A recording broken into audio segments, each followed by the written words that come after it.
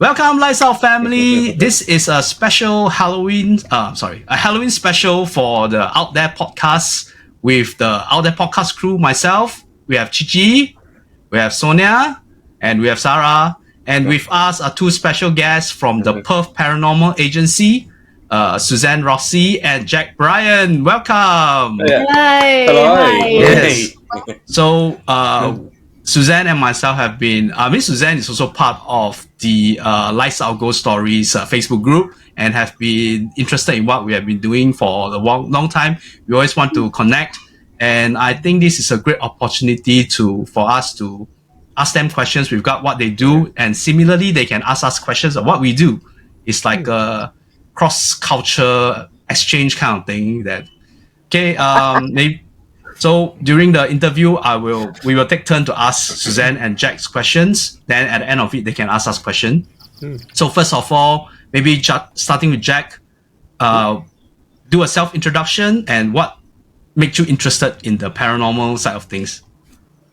Well, yes. So as Kaya said, I'm Jack. I've been part of the group with Suze that we founded just over close to 18 months ago now. I've had an interest in the paranormal probably since a teenager, mostly from experiences that I've had as a kid. You know, most people would say maybe imaginary friends, but just weird things that I'd experienced as a kid. But yeah, I've had interest in the paranormal for well over 20 years now, and actually following and doing stuff in it for at least since my teen years, so at least 15 years easily. So a little bit of background on myself. So I've done stuff all over Australia. And yeah, that's a little bit about me. Cool. Suzanne? So I've been interested in the paranormal since I was very young. So when I was about, and I still to this day don't know what it was. When I was very young, I was only a child. I was in my bedroom and there was a bright flash from the corner of the room that lit up the entire room. Oh. And it was so bright that my parents that were on the driveway thought I'd actually set fire to the room because it was like a massive flash. There was nothing in the room that could have caused it. But I remember feeling really not scared and this really interestingly peaceful feeling with it. To this day, I don't know what it was. Never happened again, never happened since. But it got me interested in what could it be? And I started getting books and I started then getting interested. And then when I was old enough, I started going out on investigations when I was about 17. And I'm 45 now, so for a long time. Yeah. And it's just gotten better and better and more pronounced as I've gotten older and going out more and, developing abilities myself with things and, yeah. And so me and Jack met on a forum, I think, on the paranormal about 10, 15 years ago. And then when he moved back, because he lived in Melbourne, when he moved back to Perth, we decided to form our own group and we have been at it ever since. Yeah. Sorry. So what do the Perth Paranormal Agency actually do when you go out? Yeah. So, we do a number of things. We do home investigations. So we have businesses and homes contact us if they're having issues at home or in their business. We do public tours because we love just exploring the paranormal with just normal people and going through the safety of things. Safety is a big thing for us. So what we do is we have certain locations that we seek permission to go to and do investigations, whether it be a pub, whether it be a hotel, whether it be an abandoned hospital, and things like that. And then people come on tours and we teach them about how to respectfully interact with the paranormal. We teach them protections, we do openings and closings to make sure that nothing attaches to us, that our intentions are set to be respectful with the spirits that we come into contact with. And one of the things that I love doing, which is quite different, I think, from quite a few other groups, is I love telling the stories of the dead that we come across.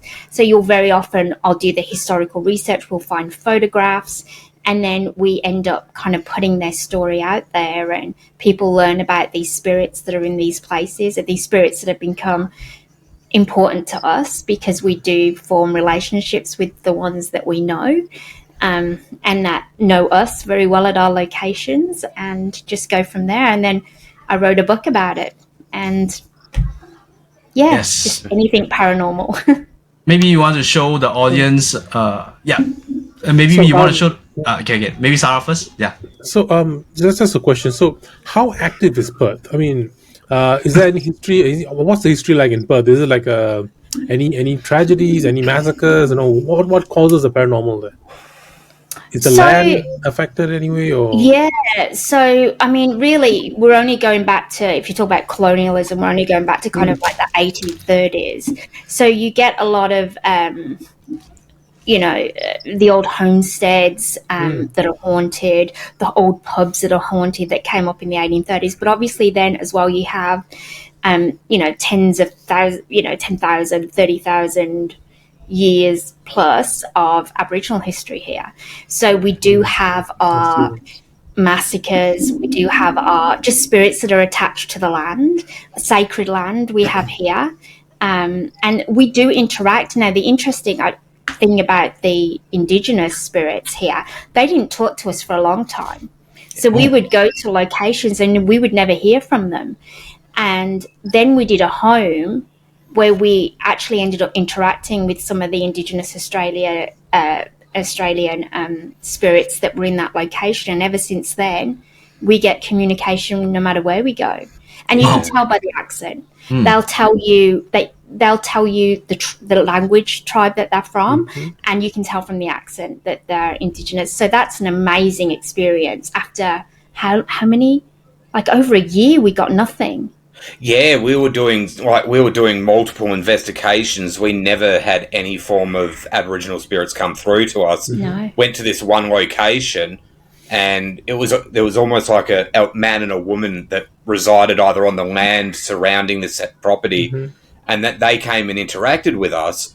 And ever since then, it's almost like after interacting with us, they've gone off and spoken with their people and said, you got these guys are okay, and like to reiterate with what Sue said is like when it comes like Australia in the sense is that when it comes to colonialism is quite a young country, but you've got those tens of thousands of years of Aboriginal culture, and from like say the European Western side of it, there's not quite as much, and bringing that from that side cultural side is not as much as other countries, even the US, UK, which have got thousands of years. But the Aboriginal culture is vastly different to, say, Western culture because the Aboriginal people of Australia have grown and developed their own culture over tens of thousands of years. And even to the day, even with a living, some of the Aboriginal people have like an us versus them mentality against white people like ourselves. And even in death, it's almost that they have to kind of welcome you into their community before they will start talking to you, which we were lucky enough that we think this is what's happened with this couple that we met at this home property. It's like they've welcomed us into their clan, so to speak, and they've gone and spoken and said, yeah, these guys are okay. You're more than welcome to talk to them in the future. And it's also comes with another thing, especially us coming from a more Western form of investigating. With the Aboriginal culture, when someone passes away, you're not allowed to mention their name again.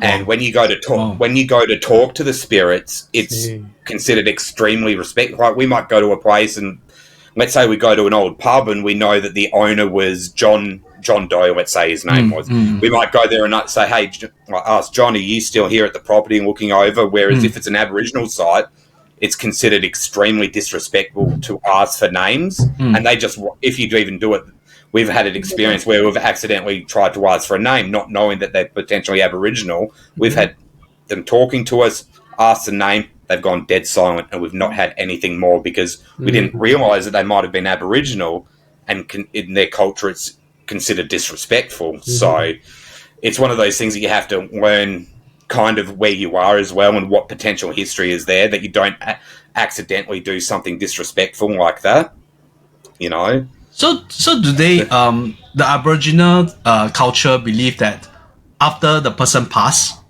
does he reincarnated or he's lost into this plane of existence? Why do they not want to return to the dream time? Yeah, there's another world that they are supposed to go to.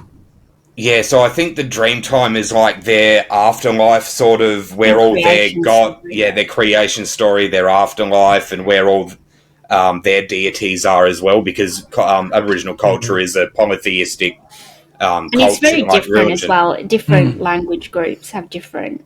Yeah. Oh, okay. I see. Yeah, Very yeah. interesting. Yeah. It's very complex. It's very how they deal with the dead is very different as well. If you have a home that has some issues, you'd have to call an elder in, to do their own kind of ceremony to help with any issues. So they are shamans, or do they call them shamans, or They don't call Aboriginal them elders. We would elders? normally say, Elders. Yeah. Right. But I mean, I'm not overly Knowledgeable, knowledgeable on that side of it. We would ordinarily, out of respect, pass it on to somebody that could be more respectful and know what they're doing with it. So we would approach an Aboriginal elder and say, hey, look, this is the issue. Can you come in and assist? And they either will or they won't, depending on what the issue is. But it's not something that we would necessarily tackle ourselves because we don't have the understanding of that culture in the way that you need to. So they do believe in afterlife, or do they do believe in the dead culture? Oh, they do because they'll come in and do smoking ceremonies if there's an issue, if they need to calm the dead or move the dead on, and and they also similar it's a to like culture. It really is, and it's like a lot of other cultures that might have like what people, depending on the terminology, like a spirit guide or something like that. They also have like their ancestors will come and visit them, not only their deities that they believe and pray to, that their ancestors will come and visit them, bestow like knowledge. So they do believe that, like the spirits will move on, but they can always have the chance of coming back and interacting. Wow. So very interesting. I mean, we can talk about the Aboriginal kind of side of things for a long time, but I think we are more interested in what else. So, in terms of your investigation, you're talking about bringing people to tour. What kind of equipment you all usually use for your sort of investigations? And he's got a lot behind him, actually. Yeah, well, actually, I came set up, so I've got a few things here. First one I'll bring up closer, which is just your typical, it's got a couple of things on the front, but just a night vision video camera. Multi-spectrum, right? Yeah, multiple spectrum. So what that means is it sees in the visible light spectrum that we look in. Then with this light on the top, which if I turn on, all you guys will see, it's meant UV? to look red through the... So it's meant to be red, but this one is just infrared. Then this black thing on the top is the microphone. Yes. And so it just sees in infrared spectrums of light and then the ultraviolet spectrum of lights as well. So the camera, which comes in very handy, especially if you don't have a torch, you can use the camera to kind of see in the night. What else have we got? Sorry. Have you caught anything moving, or have you I haven't on my cameras, but Suze has captured shadows a couple of times, actually. I think one of the first I remember you catching was when we were at the Sunset Hotel. There was hospital. Yes, hotel, hospital, yes. Well, it's considered the same for some people anyway. Yeah. A hotel for people who have mine's illness. been a nightmare, but... Oh, actually, yes, because you can bring up a photo of that. It wasn't... Which folder is that? So it will just be image 2488, if you can see it. It's not under in a which folder? It's not in a folder. 2488. I don't It's think like it's got a white sky and a big tree and... Okay. Hang on a minute. Oh, sorry.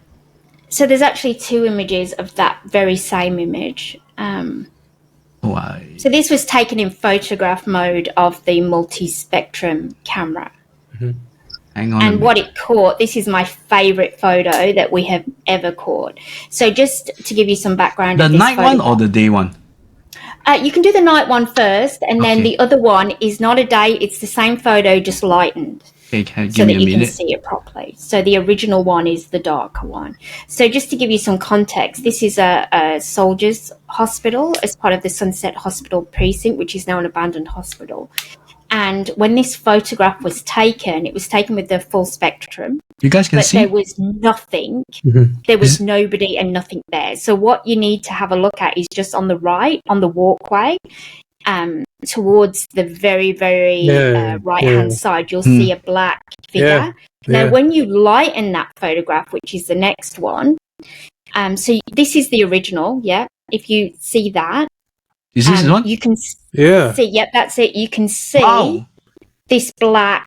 Wow. Yeah, the shadow. That was not visible with our eyes, and we actually think that's a person, like a dead person walking. But that is typical of the shadow figures that you will see and catch with the multi-spectrum cameras. But that was not visible when we took that photo. That photo was deliberately taken. What is this light in the middle? It's so bright. That is a exit, like an exit. There's actually a door there. So it's like an exit. Yeah. I think that one there also, if I remember correctly, there was actually a motion sensor light down that end, if I'm correct. Yeah, there was. That's right. So I think what had happened at some point, and it's one of the, like a motion sensor light you walk past and it stays on for like 5 or so minutes. So that's what that would have been, was someone at an earlier point had walked past, triggered that, and it's just stayed on. So this Sunset Hospital, as you mentioned, is a military hospital. So it was originally an old, what they called an old man's home. So it was for the destitute, and it was for old men. It was in the early 1900s, and they would just put, men that didn't do well in society, they would just throw them there. Wow. It became a Sunset Hospital in the 60s, but they did use it during the war for convalescing soldiers. So those that had like what they called shell shock then, which we would now say PTSD. is PTSD, combat PTSD. This part of it is the soldiers' hospital, so where the soldiers would have been. And so this is where you get sometimes a lot of aggression, but this is where you will capture a lot of shadow figures. But this we actually caught on camera, which was amazing because we know that there was nobody there. And we believe it's one of the soldiers, most likely, that inhabit those buildings. So when you visit this place, it was empty. It's already not so used. it's abandoned. It isn't. There are certain buildings that are still used, but when we are there at night, there's nobody there, and the majority of the buildings you can't go into them. Like these buildings, you can't go into, that completely fenced off. Yeah, it's a case of it's a case of a main reason why a lot of these buildings have been fenced off and you can't go in is because they're thinking of doing renovations, but a lot of them have fell into disrepair and they're unsafe. They're not safe to go into. Which is really cool when you hear the voices from inside the rooms and you know there's nobody there. So, that's nice. So you guys need to seek permission from the local authority, I suppose. Yeah, absolutely. So in Western Australia, if you get caught trespassing, it's 12 months imprisonment or up to $12,000 fine. So you can never go there. You can never go there. Is it worth it for an EVP? Is it worth it for a quick video? I don't think so. I don't think that they would necessarily give you that, but it's not worth the risk. No, but you can still seek permission, lah. Right. Yeah, so what we do is we always seek permission, and in that location, nobody's allowed on that site after 6 p.m, but we have permission through the government agency that runs it to be there doing investigations, as long as we're not in the buildings, as long as we're not, it's a heritage location. So we can go. It's just that we need Suzanne and Jack to seek permission for us. Then they bring us there, you see. Yeah. Yes, our security is on site, and they also have silent alarms throughout all of the buildings. So you won't even know if you go in there that the alarm's going off. And the great thing about this is on site. The Jack? great thing about this side is, as Sue said, yes, you need permission if you're after 6 p.m. But because it's public land, anytime during the day before 6 p.m, you can go and walk through the site. Obviously, If you bring up image 2509, which is like a white window, that's from the same location. Okay, let me. Which is so common for us to see shadow figures. Is it a window with a fence?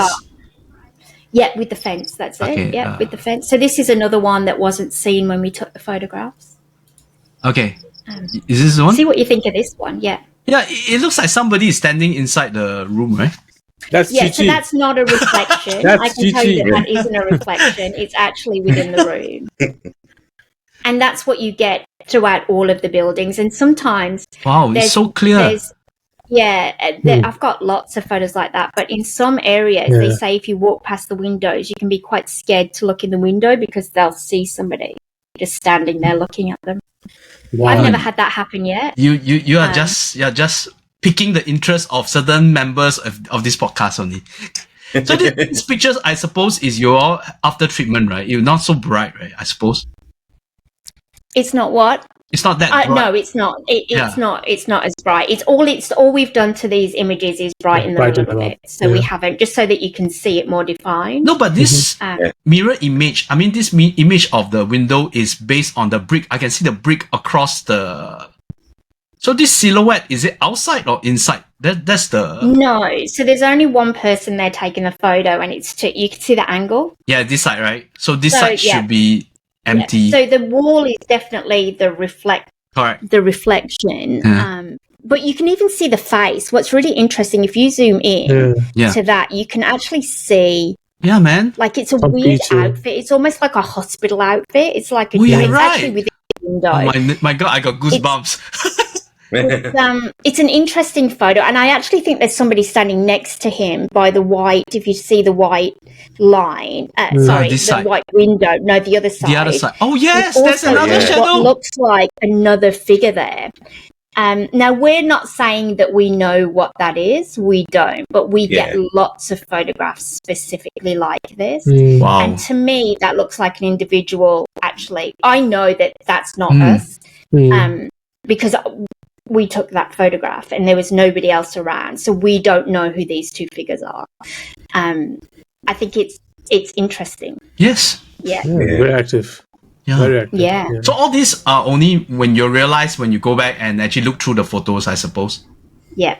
With the photographs very often, which is why we always take 3 in a row as well. We always take 3 photographs in a row so that you can compare them to each other to see whether or not is it our reflection, is it something of the light, and how can we debunk it? You know, is it there one photo and 2 seconds later gone? All of those kinds of things. So these 3 photos, or do the 2 silhouettes keep appearing on the window?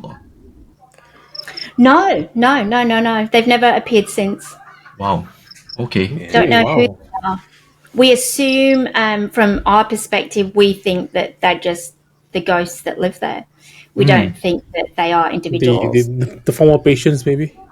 Yeah. I think it's a soldiers, most likely. Wow. So, and just because he looks like he's in like pajamas and almost like the gown, the hospital gown. Possibly it's a hospital gown. In fact, the main silhouette, he looks like he's wearing a surgeon cap or something. Yeah, it could be that as well. I'm not sure, but you can hear them talk to you from inside the buildings. Oh my goodness! You know, I think Jack's had them go, "Hey, Jack," or well, there was one time where, from where we'd park our cars, we'd have to where roughly these were getting these photos were taken. There's a bit of a walk, and you'd kind of walk past one section of a building, and like Sue's other members of our team had walked past this section, and they'd heard what sounded like a woman or women calling out, going, "Hey," to people. I hadn't heard it initially, but I'd had to go walk past this section, come back, and I've come back. As I'm walking back, I was fiddling with equipment, so I was just kind of fiddling with that, not paying attention. And I've heard someone go, "Hey," as I walk past, and so I'm just like, looked up because I thought someone was standing there. And I'm just like, We've been run up on there And- as well along the path. yeah. They run up behind you. Yeah, the first time Susan and I actually ever went there, because we'd discussed about this site, because my mum works in film and television, and I'd been there as a teenager, and before this location had been, you could stop going inside. I'd had the luxury of being able to actually walk around these buildings as a teenager. Was it creepy? And very creepy. Like there was that one building which is on a slight hill, and then another double-story building. Yeah. It almost had like paths, kind of one going to the bottom level, one going to the top level. Every time I'd walk to that, I would fully expect to look at this building and see a face looking back at me. And this was 20 years ago, before I really knew much about the paranormal. But you'd walk through those buildings and you just get that, like the electric feeling, like heavy vibes, the constant feeling of being watched.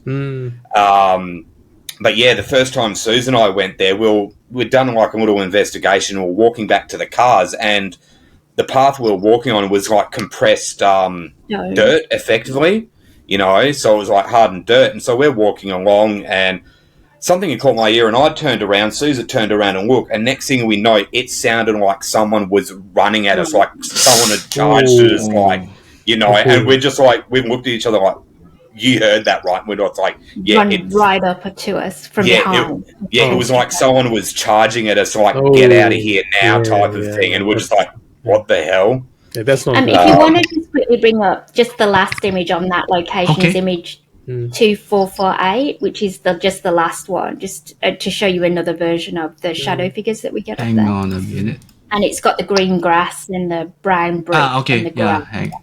Hang So on. in the local context, normally what we're supposed to do in such investigations, we don't use our real names, supposedly, but we kind of do also. but they always say never use your real names. But inadvertently, We end up kind of calling do. out. Yeah, I mean, we tried Oh, once. okay. Yeah. So you don't use your real names when you're doing the investigating? But we always do. We technically Suppose. no. Technically no. Yeah, Yeah. we shouldn't. We shouldn't. Why? What's the... So they can't link you, and they can't be attached to you. I keep insist of the Makes team sense. calling me Henry Cavill, but nobody wanted to use that name, so kind of failed. Honestly. Oh, interesting. Henry Okay. Cavill. They know all our names on our location. It's funny you say that, because since we formed the group, Susan's got a young daughter, and before she could say my real name, she would just go J, and so affectionately within the group, J. my nicknames become the J Man, which I've got my shirt on, and Yeah, that's that's what I good. put on the back of my shirt. Yeah. It just says the J Man, Yeah. and so that's kind of become my affectionate nickname within the group, the J Man. So okay, we Nice. call So you that- the K-man. Gay man. It's also- J Man. The K-man. Okay, so Suzanne, is this the picture that we're looking at? Yeah. So we circled it for you. So what are we so this supposed to is look at? Oh, So that's a this is person there. interesting Oh, because yeah, you're right. the other side of that building is a pathway. So that's actually a window looking Towards through the building, Ah. looking through another window Oh my goodness. onto the outside Goosebumps of it. again. And see, this one is a bit more of an iffy one as to whether or not it's just your mind creating Pareidolia. patterns, or whether this is another one of these black shadow figures that we so often get in the windows. So I'm not sure on this one, but I thought it was quite interesting because there shouldn't be anything there. Yeah. And And it the looks way like, and, to and, me like a figure. and the outline Yeah. is perfectly like a person. So that's Yeah, another, man. yeah. And what is cool is where this figure is standing is, as Sue said, it's the building is like a square with a little outdoor quadrangle in the center. Oh, Right. like a courtyard. Yeah, like a courtyard in the Yeah. center. But what's interesting is from where we're standing, unless you have access to that building, you cannot get into that center courtyard. So No, no. Nobody should be there. yeah, so nobody Yeah. should be there. You know what it is already. Yeah. Yeah. So interestingly, though, talking about not giving your names and how that, I mean, do you find that because, you know, I've given you some other photographs and some EVPs that we can bring into this where they do know our name where we go. Yeah. That gets called out at pretty much every location that we go to. I have about 1 million EVPs going, Jack, you know, very creepily, but we have them. But we even have a ghost that follows us, like follows our team, followed me on holiday. On holiday? Yeah, she's attached to you sweet. from the place that you went. It's not so much an attachment in the typical sense because she comes and goes as her own volition. It's more like imagine a family member is passed and they come in and check in on you and just like, hey, we're here. How you going? So if that's you go more to like what it is. Sorry. And, to if you go to new folder, there's a black and white image of I don't know. If a lady, is it? Yeah, that lady. If you bring her up. Okay. I don't know if you're interested in this, but it's just interested you saying No, that because that is a real thing, right? When you go and you're investigating these places, you can pick up, and we've had some negative ones that we've had to deal with. But this particular lady, this was a house haunting that we went to. And who is this lady? Who is this? So her name is Mildred, and she is a beautiful lady who we met at a haunted house in Perth. We would listen to her cry, and she would emanate from a cupboard, and we spent probably about 8 hours talking to her. Now, what's interesting about her is she gave us her name on EVP, but she also gave us 3 words: Harcourt, Whipple, and Ellis, right? Makes no sense to us. Sorry, again, the 3 words? The 3 words were Harcourt, Whipple, and Harcourt, Harcourt, Whipple, and Ellis. Whipple is and what? These, W-H. well, we just didn't know what that meant. Okay. But when we researched it, we found out that Mildred was killed in a botched abortion in 1909 by a man called Harcourt. Whipple Ellis, and his photo is also in that. Oh, I have the photo. It looked like Ben Kingsley. Yeah, it's the gentleman that's in that one. So we spent hours and hours talking to her, trying to explain to her, because she was trapped, that what happened wasn't her fault and all of that sort of stuff. There was a lot of guilt. The last thing we heard from her from EVP was, I'm in the light. And ever since then, every investigation we go on, pretty much Mildred shows up. She now pops into everything. And this is a gentleman, Harcourt. He's not moved on. He's still there.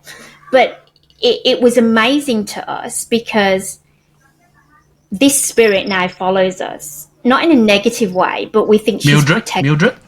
Yeah, Mildred. Yeah, Mildred. I even went to visit her grave. This is how attached I get to my stories. And there's an EVP in that folder. Yeah, ask Mildred, right? So, yeah, I'm telling you what it says just to make it easier. But this was an EVP. This is none of us talking. This was at another haunted location we went to, and we were asking questions, and we got this. Hand up. So what is it? Did you hear it? Hand up. Okay, what we hear? Yeah, I heard ask. Who is the first? What's the voice before that? That's one of us. That's one of us. Oh, okay. So the first voice that you hear is one of us. Sorry, but that Ask Mildred is a different spirit. Okay, again. So yeah, can hear. It almost sounds like it. It almost sounds like a young boy going, ask Mildred. You know. So we know that it's confirmed to us by the dead that we know from other locations that don't know Mildred, we know that she's around us. Yeah, maybe it's interesting because we do form attachments. Not in a negative way in this case. She's not negative in any way. She's very protective. But we do, we've had certain circumstances where we've had issues where we haven't done protections enough, or we haven't done it where we've had the consequences to that. And so it's interesting that you say you don't say their names, because in our way of thinking about it, they would know your name anyway. They actually do lah. They actually do. Yeah. That's why we have instances of we have certain friends who we don't even know their real name. You see, maybe a nickname or maybe a short form of their actual name. So, but when they go to certain places, sorry, Sonia. Or using their initials sometimes. All right, yeah, like mine is an initial. So if I ever have been to a place, if somebody call me by a Chinese name, I will creep the hell out.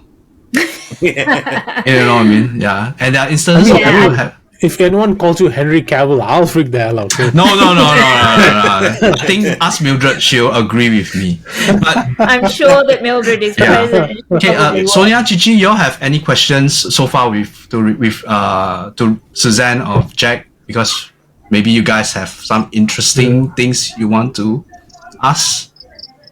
One of my biggest observations is that there's so many similarities in the way we approach things, in the way things happen to us.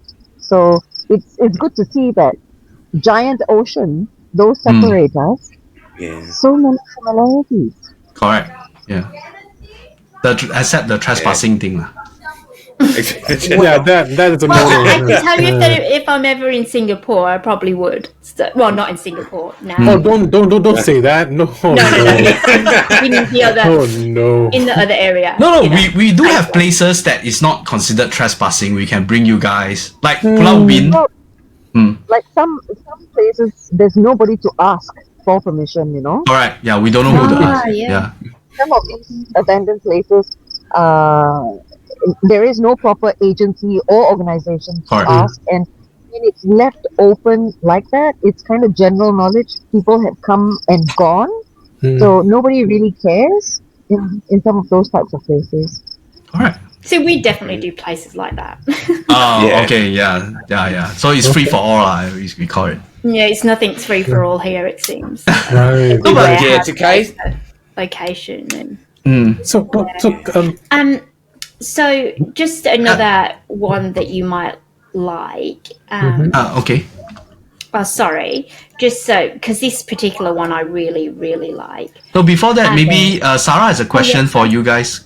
Sorry. Sorry, no worries. So you were saying earlier that you do house investigations as well. So how does that start? I mean, people call you and ask for an opinion or ask for because we've heard that for certain exorcism to take place, they require some kind of proof that the place is haunted or anything. Do you perform such services, or how does it work? So basically, what happens is that we will get lots of messages to say you've got to judge them carefully, because sometimes people are not well, right? And they might have mental health. Some guy calls a Henry Cavill, so it's things like that. So what we do is we go in for, if we decide to take it, we get as much information as we can first, and then what we do is we go in and we do a preliminary investigation.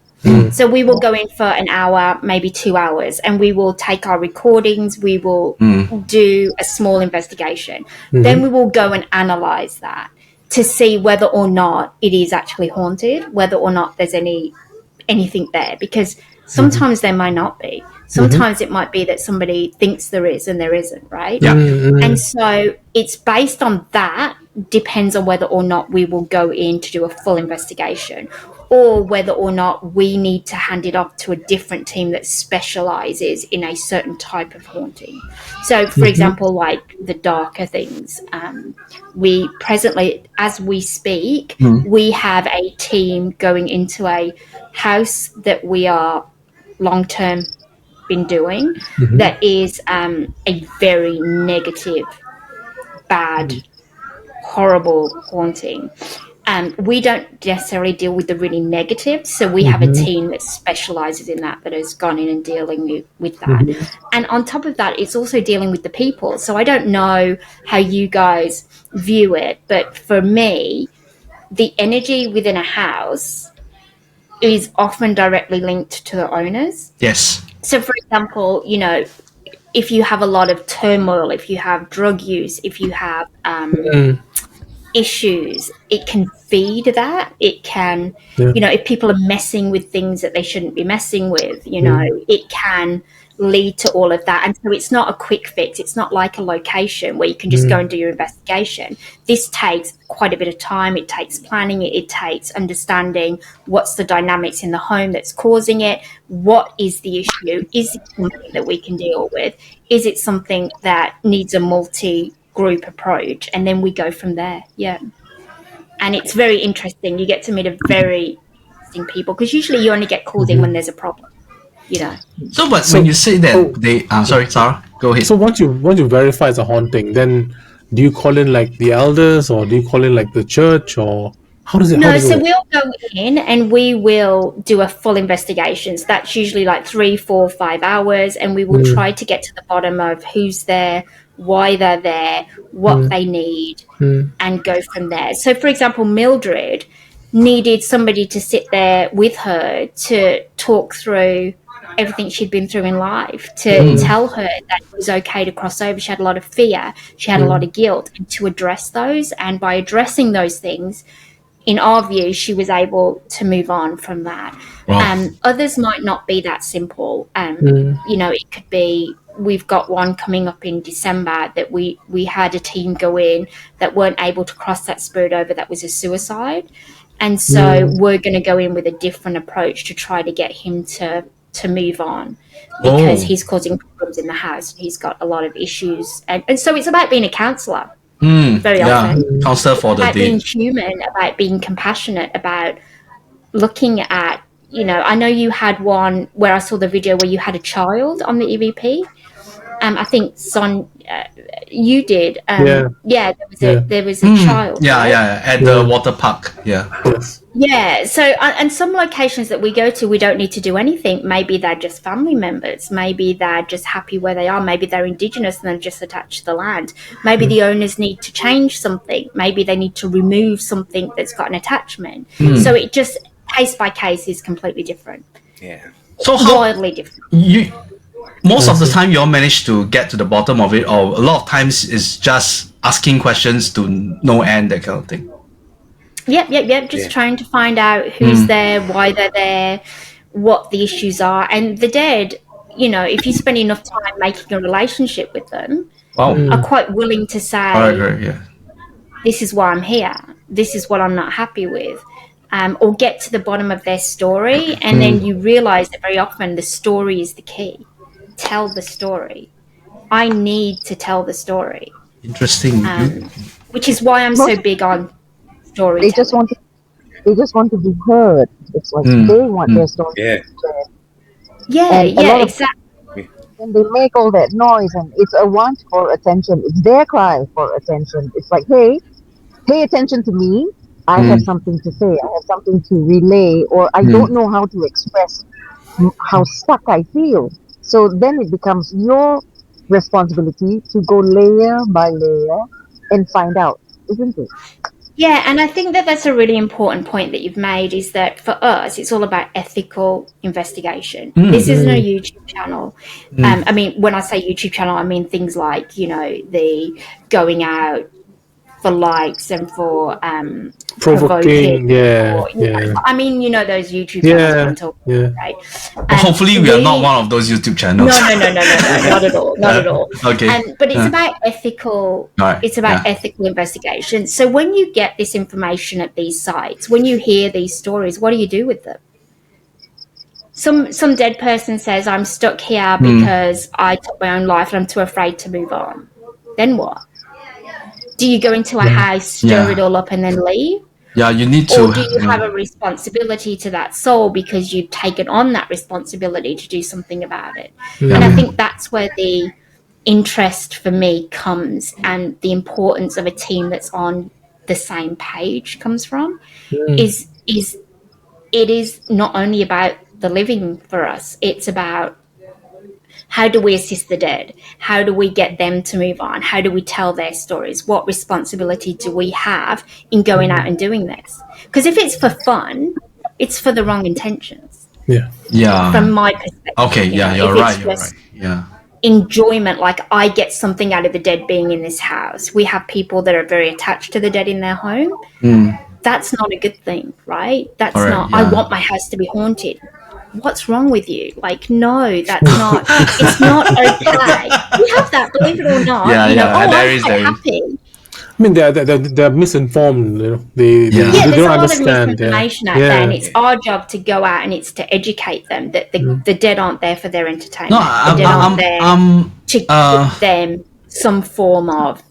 I'm very intrigued by your hunger to find the bottom of the stories, the background of why the ghosts reside in the place. I'm just a story person. It's like a lot of times we don't have that kind of time and effort and patience to really go through with.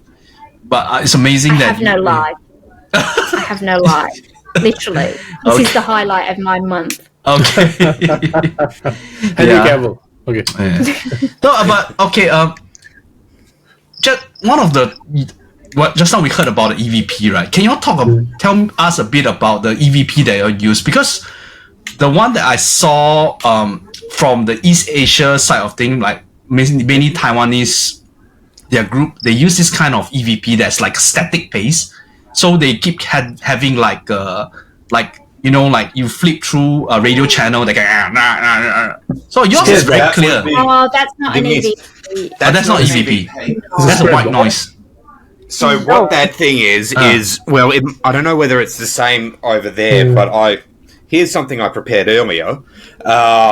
What that is we know it as the spirit box. Spirit box. So basically what it is you said a white noise generator effectively. All right. And so what this is, it's basically a modified radio that you can have it set to one channel, but it's modified to go either on the FM frequency or the AM frequency. And depending on the speed that you want to, it will quickly scan through those the frequencies. And the idea is it's meant to give this spirits, people in the afterlife, an easier platform to get their voices across. And so that's why you get and sometimes you will get like a radio station in the background. So you might be going through and then all of a sudden you might hear Elton John come on for a fraction of a second, But it's never long enough to be a word or a sentence. It goes quickly. So when you get words and sentences, that's not the radio. That's something else that's using it to get it across. So you guys don't use that much, the white noise generator? We do a bit, but it's one of those things and we do what, I don't know whether you guys have heard of the Estes method, where what you do is one person will, one person will have the headphones on connected to this, and only they will hear what's going on in this. Okay. And generally with noise-cancelling headphones, so then they don't hear anything going on around them. They only hear the spirit box. And might have either one or two other people asking the questions, so that the people then person that listening to this can't hear the questions and give, like, let's say, so I had the headphones on and Sue said, "Is your name John?" I can't, if I had like non-noise cancelling, I could maybe go, "Oh, she said this," and I go, "Yes," and that's a fake response. Whereas if they can't hear what Sue's or the other person asking the question if they hear a response, then you know it's going to probably be legitimate, And it does take some getting used to try and when listening to this, because it's so hard and it sometimes happens so quickly that you have to really have a trained ear to hear it. Yes. Whereas an EVP, so voice recorder here, just your stock standard voice recorder. So this is the one I use on investigations because it allows me to plug headphones in and do live listening. So I can plug it in, record it, and I can hear everything coming through the recorder at the same time, which has helped at times because I've been standing there and I've been standing next to my partner and heard a whisper, and I'd turn to her and say, "Oh, what did you say?" It's not her. I haven't said anything. Wow. And I was like, so the idea with the EVP is that it's just a voice recorder. It's nothing more than that. And so you will actually get their full on, like we're talking now, you will get that response. So what you're looking for is relevance. So if you know that you're only 3 people in a room and there's like all women, for example, and there's no men, and you're in the middle of nowhere, and suddenly you're getting men on the recorder answering your questions. Hit the jackpot. You know, where did that come from? What is that? If you don't hear it with your own ears, right? So I'm an EVP. That's will always remain my favorite 100% ghost hunting tool. Voice recorder. How do you guys sit there and be patient enough to capture it? Because from our investigations, either the atmosphere is too heavy, or we don't get the responses we want. You know, because we sit, because there's once in this abandoned hotel in Malaysia, in Johor. We were doing an EVP session, and you know, I couldn't capture anything. But they heard a voice on the video that's being recorded. So, So I mean, and that place was very heavy. It wasn't just human spirits. There's something else there as well. So you could feel the heaviness. I mean, how do you guys go into a space and then be that patient and be that calm and use a spirit box access method? I mean, that's insane. I would never do that in one of these places. Yeah, I'll be too freaked out. Yeah. We do a number of things, but we're all quite different. Like me personally, I like to leave my voice recorder somewhere where we're not, or somewhere in the room, and just leave it for the entire time. Whereas other groups and other members of the team, in fact, like to do short bursts. So we will, maybe do an Estes method here. Then maybe 10 minutes later, we might do an EVP session, a short burst EVP session. We always have our cameras running. You'll get EVPs on the camera. So, we have to then go through all of the video as well as the audio of the video. And it's a full-time job sometimes. It takes weeks to go through all of the video and the audio and the audio of the videos. But it's what I live for. It's my favourite part is the EVP. Yeah, because it's one of those things that, like, you might have... Like, let's say you have your camera and your recorder running only for an hour. There's 2 hours of evidence review just worth of evidence. Correct. That's not until, like, let's say you're going through your recorder and you've got 1 hour long. Let's say you get to the 30-second mark and you hear a voice or you hear something you don't know. You could spend 4 minutes just going over that little segment. Yeah. So a 1 hour recording could blow into 3-4 hours worth of work. And we never have 1 hour of recording. It's always 5 hours of recording. Wow. Yeah. So it takes a long time to do it. To do it. But I love it. It's my favourite thing. I mean, sometimes I don't like what I get on it. They're not always the nicest of things. But, some of the EVPs I think is amazing. What's the worst thing you've heard? Yeah. Any cursing? Get off. Is it like anything like anything scary? Anything like threatening? I actually got you one, and there's no swearing in it. Okay. But it's sinister. It's well, PG. let's first go to, if you go to which folder is that? Baldivis property. And then we'll go to Gnagara, which is where you get the probably the creepiest one I've ever got that disturbed me. Okay. But if we go to the Baldivis property, firstly, I want to show you the top photograph so that we will... Is a black shadow? The black shadow? Yeah. Okay. So this is a photo. So this wasn't taken by... this was taken by a team called KMJ Paranormal. They were a team that assisted us at this property. This is the property that we're talking about. So somebody stayed it's a living property. It's a person a family who live in this place. They can't live there because of the activity. This is where they're trying to clear the property tonight for the second time. So this, what we see when we go there is a big black mist of a guy.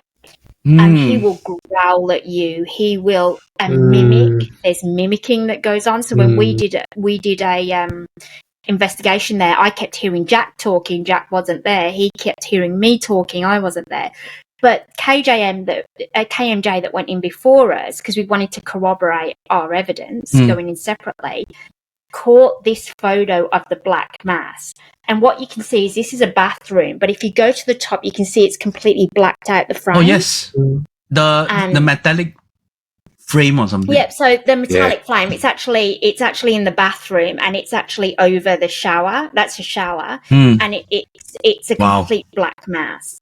And this is what we saw with our own eyes. And you can't say it's light leak or look at this. You have rooms that are really dark spaces, you know?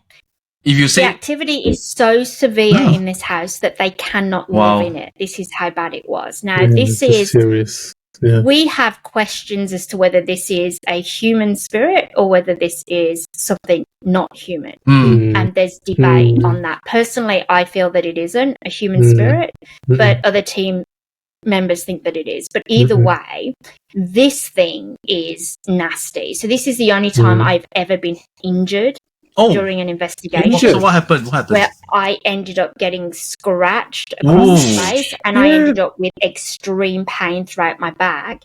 And if you go to scratching, there's an EVP at the bottom. This is what I caught on EVP after I'd got the scratch across the head. This is the entity. I'm not that scratching. Call me the bee. No, that one. It's the last one. I hate you people. No, but that one we can play in a minute. No. Oh, scratching quite This painful. is what I got on the voice recorder after I'd received the scratch. Okay, let's hear this.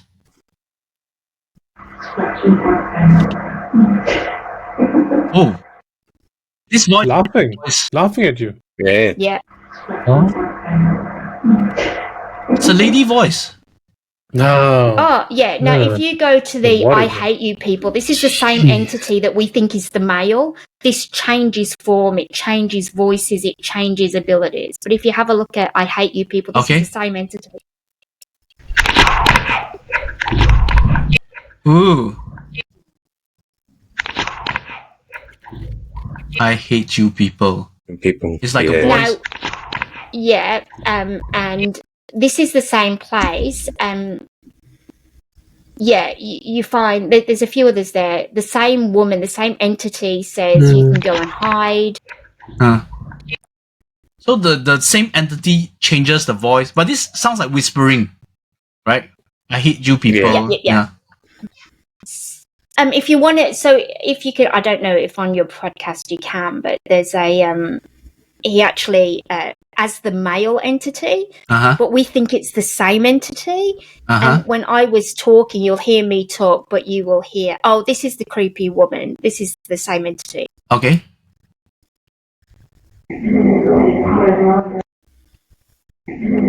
Wow. This is like because we were saying we think it's hiding.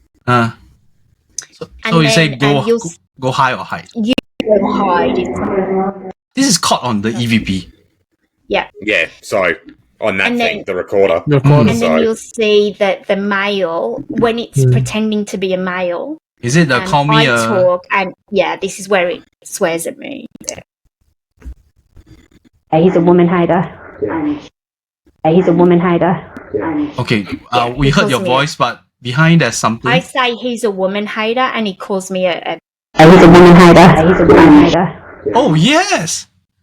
Yeah. You guys heard it? He's a woman hater. Wow. Yeah. And there are so many EVPs at this place that we can't even play because of how graphically violent the threats are against female members of the team. What? But the creepiest one, and you'll love this story, if you go to the creepiest location, you guys, if you ever come to Perth, this is the place that you want to go. We're going to go to Gnagara. Yeah, I think this one Joe did before. Yeah. Yeah, so Gnagara Pines is a big pine plantation, but it isn't probably the worst place I've ever been for just the descriptions of violence that we got up there. And the most amazing EVP, but the one that actually I find frightening, is it's Give Into Terror. You see this one? Yeah. So once you play it, I'll give you the context afterwards. Okay. Okay, we heard a male voice say, Give Into Terror. Yeah, so what he actually says on the full recording, I don't know if I've given you the whole thing, he says, they got into the car willingly and they succumbed to terror, is what he says. Who are the victims? No, so we think that this is the perpetrator, this is a predator. So this place was known as a dumping ground for a victim of a serial killer here in Perth, who picked up young women. They were a couple. They picked up young women, got them into the car, and then kidnapped and murdered them, right? Oh, a couple. One of the victims ended up in Gnagara Pines, and we got her last name as well, but she's not there. But we think this is him. We think this is the male. He died, and we think that this is his voice. But we think that we can compare this to the voice of the news. Oh. If we can get a video recording of his voice, we may be able to compare it to see if it's him. Because otherwise, who would say they got into the car willingly and then succumbed to terror? Yeah. It's quite nasty. And there's quite a lot of them there in that particular folder that's all to do with what happened up there, like the various murders, the various things. But again... So this one is called Make... it's a male voice. I didn't come back. Yeah, like a self-justification.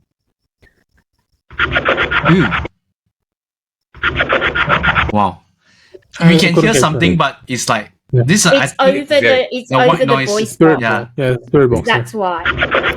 Didn't come back. I didn't come back. Yeah, it's very faint. You can hear it just underneath the white noise in the background. I didn't come back. And maybe try the woman in the trunk but not dead. Oh. Wait. Yes. A woman in trunk but not dead. Wow, this one is clear. Yeah. Oh. It's a female voice. Now that's a very New Zealand accent. It sounds like Polynesian, New Zealand to me. It sounds the same to me. Okay, yeah. Like there's a Polynesian accent to that, but that is relevant to a case that we know occurred up there. Yeah. So this couple who abducted victims, they killed them, then they disposed of these victims' bodies in Gnagara. Yep. One of them was killed up in Gnagara Pines and buried. Killed Dan himself. So, killed. So one of the victims you all verified that is a New Zealand lady who. No. This is completely different to that. It's not this is another. Well, the place is really. It's the most sinister place that I've ever been here. Yeah, and for people kind of wanting to understand the vibe of it, if any of you or anyone watching has ever seen that old movie, The Blair Witch Project, yes, this place gives off Blair Witch Project vibes in the daytime. Yeah, that's what this place feels like. Okay, you know. Okay, so any audience in the chat wants to see KK run around this place, please put one in the chat. Thank you. Okay, you want me to go there? Please call me Henry Cavill first. Yeah. Henry Cavill +1. Yeah, let's do it. So during the day, that's probably the most sinister. Yeah, it's a pine forest because it's a pine plantation, right? It's a dreary place when you go there in the daytime, I suppose. It's beautiful because it's like pine trees and it's beautiful, but it doesn't feel right. Sonia, the air's heavy there. Sonia, doesn't it remind you of Gnagara? Oh yeah, the Gnagara. That's the suicide forest in Japan. Yeah, we went recently. We went the daytime and the nighttime as well. So yeah, that is one place I'd love to visit. I've heard so many stories about that place. Yeah, we have some. Do watch our show coming week. On our YouTube, we have something to talk about with regards to that place. But man, this place is like crazy. Okay, there's another EVP here called "I Got Murdered."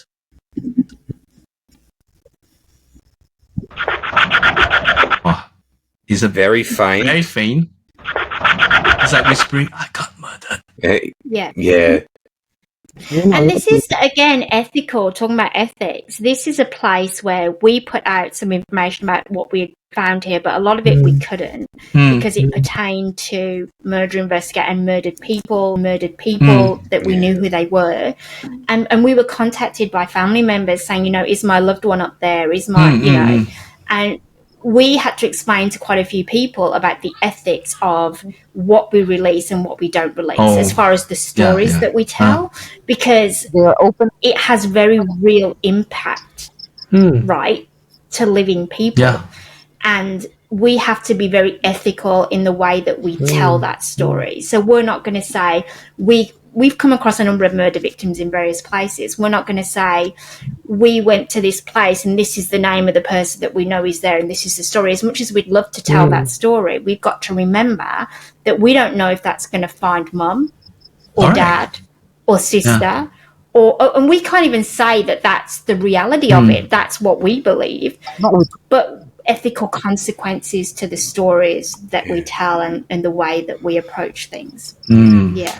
And another thing that I found interesting about this location as well was that on this site they actually use it for training like canine, like dogs and canines in search and rescue type of stuff. Right. And before we went up there as a group, my partner and I went up there because we were the closest ones living to the site. We went up there for just a brief 45-minute walk around, get a feel of the area, do a little preliminary. That's what they do on dates. Yeah, we're the crazy. Come to a dog forest with me. We're the crazy couple that goes to cemeteries. It almost sounds like the Addams Family, But yeah, so we went up here as a little preliminary, and it was good that we went up there because going up there's a small car park out the front. Then you walk through a gate, and then it's just like a small gate to prevent, because there's a site just next door which is used for dirt bikes, so off-road motorcycles and all that, and it's to prevent them from coming into here and causing damage. And you go a bit further up, and there's another little gate. And my partner and I, that's where it changes. And my partner and I had gone up there, and we got through this second set of gates. And it went from light, nice, you go through this gate, as soon as you get there, you immediately get surrounded by this extremely heavy feeling. And we're just we immediately think, we then went back up there later, everyone felt it at the exact same spot. But what we then found interesting was we went up kind of crossroads, and they've got a little bench, and it turns out they've got a little bench and table for almost picnicky type of things, but then they've got a bench with a plaque in remembrance and thanks to the local people that trained all the pets and all that. And so I was rolling on EVP, and so I was listening to this, and my partner had just read out the plaque about the canines. I've turned around, and next thing I know, I hear, there's no one near us. The closest person to us is over 100 metres away. And I've turned around, and next thing I hear, and it sounded like it was right in the recorder, it was something going... It sounded like a dog had walked up and started sniffing into my recorder. And my partner's just and I was just like, "Did you hear that?" She's like, "What?" I said, "I swear to God, I just heard a dog sniffing me." But you didn't know at the time that's what it was used for, did you? We found that out later. No, it was that was the point where we read the plaque, that it was saying thanking the people for their service of training the dogs and all that sort of stuff. But we'd only just learnt it at that moment. And 10 seconds later, I hear a dog sniffing us, and and it was such a crazy thing because it was the first time I'd experienced an animal spirit coming and interacting with me. I'd heard about animal spirits interacting with people, but it's the first time I'd actually experienced one. I was just like, "That's actually kind of cool," Interesting. So you bring your EVP along on your dates, Not every date. Not every date. Because I take mine everywhere. My poor husband, who's not into the paranormal, by the way. So that's why it's funny. So Suze's got obviously her actual legitimate husband, but because he wants nothing to do with it, Suze affectionately refers to me as her ghost husband. So. So I'm like, "Can I go on a date with Jack?" He's like, "Is it a ghost thing?" Yeah. He's like, "Yeah." Works He's very their well. work husband, so to speak. Yeah. Yes, basically. Yeah. Nice. So. Yeah. Great. Wow, that's a lot of stories that you guys have shared. But hats off to you guys, because the way you guys handle yourselves and the ethical investigation is something we wouldn't see around in Asia too much. Because in Asia, in TikTok or on YouTube, you see a lot of bad faith actors or bad faith investigators. Yeah. No, but I think that exists in the West as well, right? You are going to have people that do things just for the likes or for the clicks. Yeah. Exactly. Unfortunately, it's like everything else. There's a small minority that kind of ruins the image for the larger majority. You know, it's like every group. Yeah. You know. Yeah. So, but we're pretty strict on that. We went into it with very strict intentions as to what we wanted the group to be. It took us a while to find the right group of people to do it with, because they have to be on the same page. And you know, we're lucky to have really, you know, I feel like people are brought together for a reason sometimes, that we've just found that group that follow the same sort of beliefs in the way that we do things, and tolerate my storytelling, because I'm the big, you know, I love my stories. I love my writing. I think you and Sonia will click with all the storytelling and the story collection. Storytelling, history and storytelling. That's another one. Oh, no. Yeah. I find that for our viewers, for our participants, if you have a story or a history or a place, you just can't go to a place without knowing this place. What is it all about? Yeah. Any place, I can go to any place, right? Yeah. But if you have a story like what happened at this place, when you do research of what happened at this place, it build up the whole thing, even if there's nothing, but just coming to the place where history, things have happened previously, you will feel it. Even your audience will feel it. It's yeah, and I think because I'm from England, you know, originally I'm from England. I see. The history there is incredible. I can just go down the road and the history is incredible. It's a big adjustment here to, you know, because obviously the colonial history, like as a young country, as far as colonial history goes, there's not like a huge amount, which is very different to the ancient history that I have at home back in England, you know? Yeah. So I have a question for you. Oh, yeah, no, you go. Where from England are you from? Which? So I was born in Northampton, but I grew up in Birmingham in the central Midlands. England. Yeah, so right next to Warwick Castle, and there's a big castle there, and Aston Hall, which is the first time I ever got scared in a location. You know, when I was a teenager. We should get another session that you can share more of all of these stories with us again. And I think this actually works well that we've got both Susan and myself as well, because a lot of, especially, I'm not going to typecast here, but I know a lot of American people get the Australian accent and the British accent confused. So Susan's very much a British person. She has a British accent. I'm an Australian, so you can very much have them two and two. Australian. Okay. It's a very easy way to solve this. Say bottle of water. Bottle of water. Bottle of water. Water. Yeah. There we go. That's the difference. You sound more American to me. Who, me? Bottle of water. The water. The way you do the A-T. Yeah, because I think it's a very Australian thing that we don't really put emphasis on the T. We do the D sound, like water. Yeah. But the Brits do it water. Yeah. That's the way water. Water. No, but it would be interesting if your group, you can like get a person with Aboriginal roots, you know, who have like a Aboriginal culture.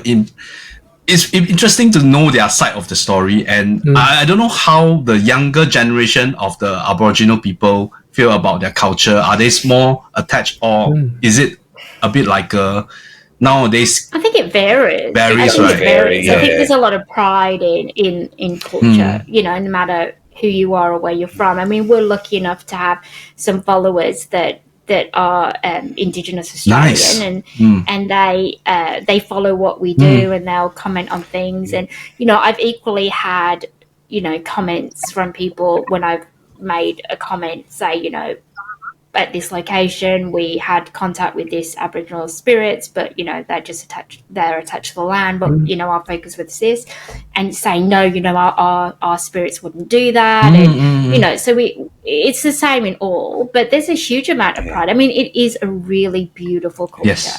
The stories, the and it has such a horrendous, you know, the impact of colonialism had such a horrendous decimation. Yeah, that's what I'm thinking. Of that do they have like that is still felt very, very strongly today, and you've got to respect that when you're going out to these locations. You know, places.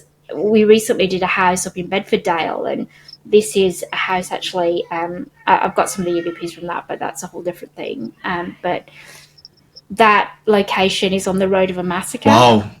A horrendous massacre of that Aboriginal people. And, yeah, during the colonial times, and this person, is a martial arts. He's very much into martial arts, and he's got a lot of things like katanas in the house. And, Sarah. That you can see where there might be a issue with the dead. For sure. Might have an issue with that and stuff like that. And so you've got to be going in, because also I'm not responsible for what happened there, but I do have to respect both sides. When we go to certain locations where we have both original colonial ghosts and we have Indigenous Australians, right? When we approach that, you have to understand the history. You can't get rid of the history. The history is what makes it right. That, yes, it was hard on both sides for things, and there was wrong on this side and there was wrong on that side, and there was, we don't try to judge any of that. But you do have to understand it. You have to want to understand it, because otherwise you shouldn't be interacting with these people. You can't go in and be like, there's this story of this, white colonial guy that was speared during the earlier days. You can't go in and be like, these awful things, you poor man, I'm so sorry yes, I'm sorry this happened to you, but it is in the context of your time at the same thing. You've got to acknowledge the harm that's been done, and that's an important part of the storytelling, right? It's the important part of going out and understanding sides. And I'm British, right? I'm still learning. I'm still learning every time that I go out, every time I interact with these locations and these stories and these dead. I'm still learning about all of that kind of thing. But it's important. Actually, through the process of paranormal investigation, you're actually learning a lot more about the land you're residing in, the culture, these people, right? It's not just... And the cost. It's always not... It's as far as we tell our viewers also, it's not just about ghost hunting, or it's about knowing the place that you've been to, the people that live in this land. Learning history. The history. Seriously. Yeah. No matter how uncomfortable it can be. So we have asked you guys questions. So similarly, I suppose you guys have questions for us as well with regards to how we. Among the four of us, only Cici have a bit of experience. I can just share what I roughly know on the surface with regards to our culture and law and whatever. So go ahead. Any question you want to ask with the eastern side of things? So, for me, I think that, we've kind of talked a little bit about kind of obviously the spiritual side of things here, but obviously in many Asian countries, there's a massive respect, I know that, for the deceased and sacred spaces and all of that kind of thing. How does that influence you in how you interact with potential spirits at the locations? As in like your culture, like your understanding and your having the strong cultural respect for the deceased. And does that change the way that you interact with the dead that you come into? Do you know what I mean? I understand. Yeah, totally. Sonia, you want to give it a try? How do we, with our respect to the deceased, how do we interact with them? Who are you asking? Sonia lah, you lah. Anybody? Let's because we haven't heard much from you. Let's hear from you. You haven't heard much from me. Have I not been talking? Not enough. not as much as... Not enough in this episode. So, I'm giving you some peace. Okay, but it's okay. The peace has ceased. No. So, Suzanne was asking because... time for your side. Yeah. So for us, before we go into any of these places, like you, a great amount of research goes, a lot of reading, a lot of research, context as well as insight, right? Affects how we approach many of these places. But so loud, the music. But also, before we enter any of these places, not only are we armed with knowledge, but we are also very clear about our intention before we go in, having a healthy respect for not just the space, but for the spirits that are there. Has our cultural affections then shaped our approach? Because we're in Asia, I suppose, like our personal racial Tolerance. affections and practices would color how we then do Yeah. certain things. Like for Yeah. instance, during the Hungry Ghost Festival, we are very mindful not to step on offerings or not to disturb certain certain practices or certain of the offerings that are left around. That is a direct reflection of our local cultural heritage, so to speak. So yeah. So Yeah, similarly for the Indians, they have certain way of doing things as well. Like when they rid of idols or the ashes of their deceased, it is poured into water, into the sea. So knowing these cultural practices helps us when we approach some of these areas, or if we come across certain artifacts, or how we approach locations even. So yes, cultural heritage, all of that, the affections even, highly color how we approach these spaces that we go into.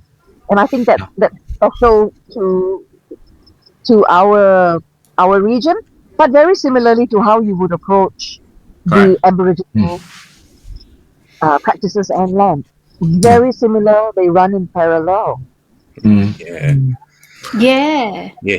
So, in going on from that, do you think that the spirit world behaves differently depending on the culture, or do we simply interpret it through our own No, beliefs? I think That's that the question. the spiritual world actually is one. It's how we interact with them, and where we and how we interact with where we are interacting. That's the only thing. But of course, okay, so how I came into this all is through my experiences. You know, I lived with the demon for like 4 years, so so I had issues like that. So and that journey left, it kind of led to a more spiritual life, to more spiritual awakening. So I see things differently. I kind of see it in a more in a way more enlightened. They're definitely crossover. I mean, the world is the same. The way we categorize it, the way we name things, and the way our jargon may be different. But I think underneath it all, I think it's the same spirits, the same entities. We call it different names. We interact. The way we talk to them may be different. The way we interact may be different.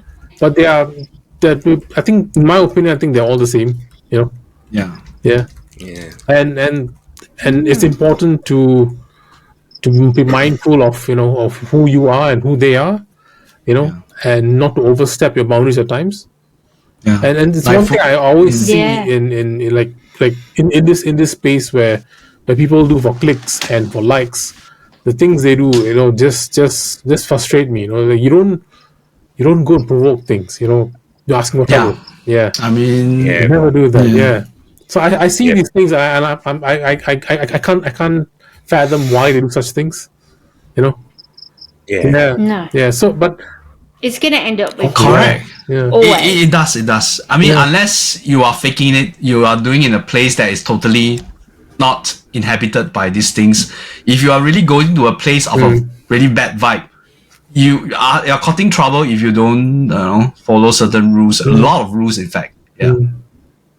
Yeah. So there's a museum here in Perth that me and a sensitive were visiting.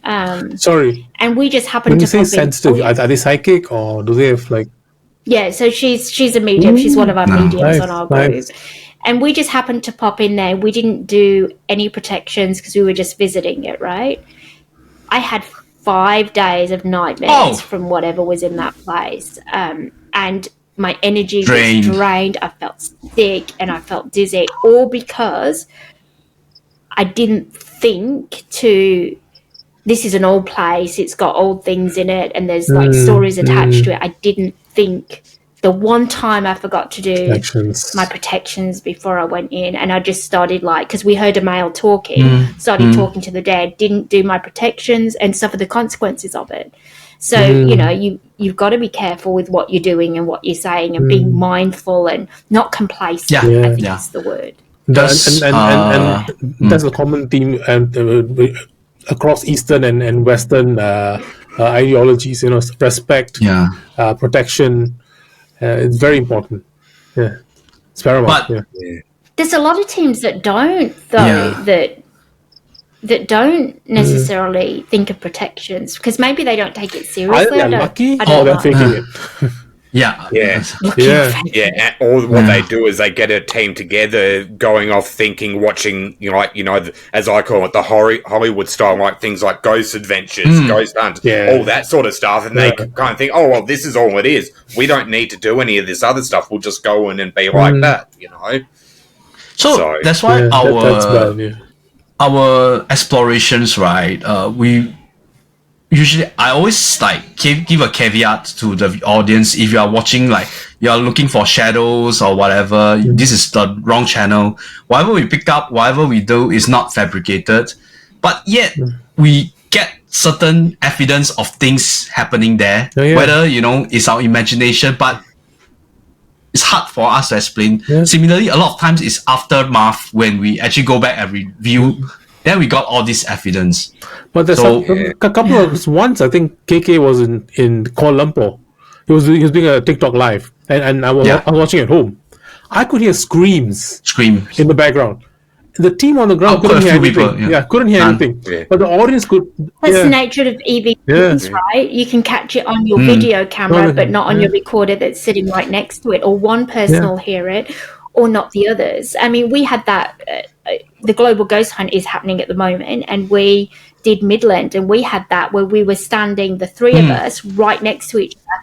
Two of us heard a male speak. Jack didn't hear it at all. Didn't hear it. Yeah, and it's also similar sort of thing where when we'd first begun the night, Suze was sitting up on the stage. She had her recorder on the stage. I was sitting no more than, say, 2 or 3 meters away from her. My recorder...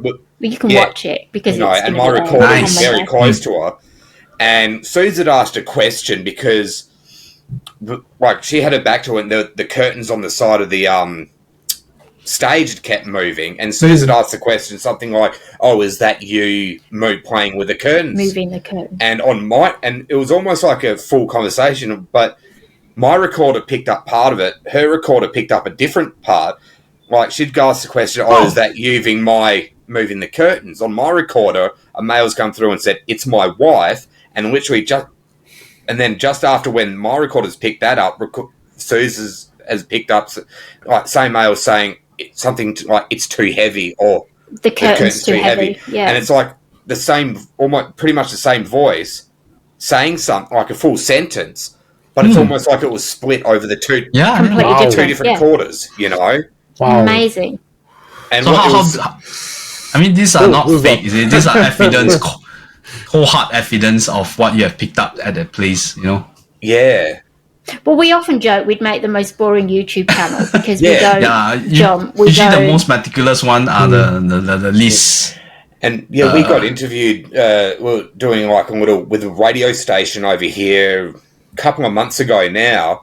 And I remember the question the gentleman that was interviewing asked me. He goes, "Oh, what's it like interviewing?" I said, "Well, if you've watched American shows like Ghost Adventures, Ghost Hunters, it's nothing like that because when you're doing it, you could go out like an hour or 2 hours with nothing happening, and you feel like you've got the most boring life sitting in a cold, dark room talking to yourself, So 50 years ago, they would have thrown you in a mental hospital for doing that, but now it's it's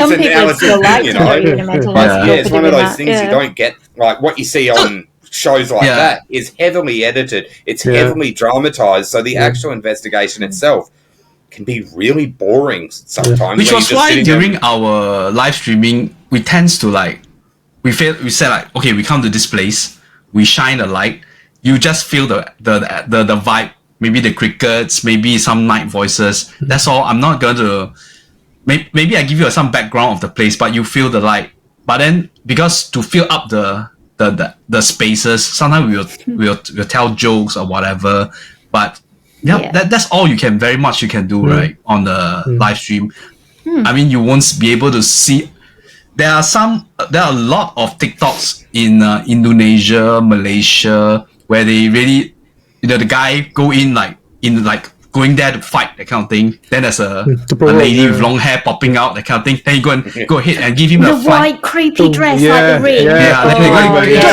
They're going to kid. No, it's like, no, are you gonna kid anybody with what? It's like, because if you go to enough of these places, you won't be able to see all these things. And a lot of things you picked up after you come back and look through your hours of, for you guys, 5 hours of EP. I don't know how you gotta do it. I can't possibly sit there and go through. I don't know how. And lots and lots of coffee. So all night long coffee and just EVPs. I mean, that's I can't do it for hours and hours on end, because I find that I go a bit crazy, and also breaks. Then I start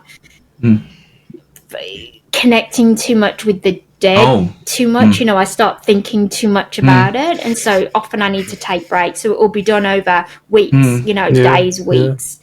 We still probably haven't got through half of the stuff that we probably should have gotten through, but it just takes hours and hours and hours, and it's incredibly boring, and it's a lot of coffee, and it's a lot of silly chats online.